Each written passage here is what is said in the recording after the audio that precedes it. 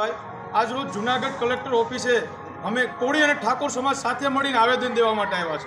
આવેદન દેવાનું કારણ તો કે ભાવનગર જિલ્લાના મુવા તાલુકાના બગદાણા ગામની અંદર એક સેવાકીય સંસ્થા સાથે જોડાયેલા અને બગદાણા આશ્રમની અંદર કામ કરતા અમારા સમાજના નવનીતભાઈ ઉપર જે આવારા અને લુખ્ખા તત્વો, જેની જ્ઞાત જાત કે સમાજ હોતો નથી, એવા દ્વારા ખૂબ ભયંકર રીતે એમને મારવામાં આવ્યો છે.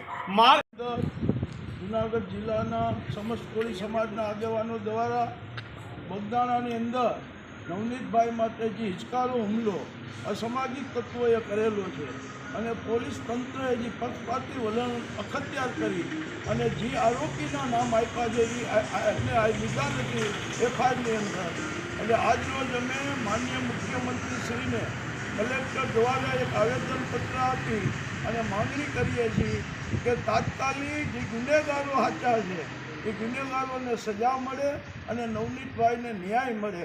અમારા ધારાસભ્ય, અમારા કેબિનેટ મંત્રી, વિરોધ પક્ષના તમામ ધારાસભ્યો, સમસ્ત કોળી સમાજના આખા ગુજરાતના આગેવાનો આ બનાવને વખોડી કાઢ્યો.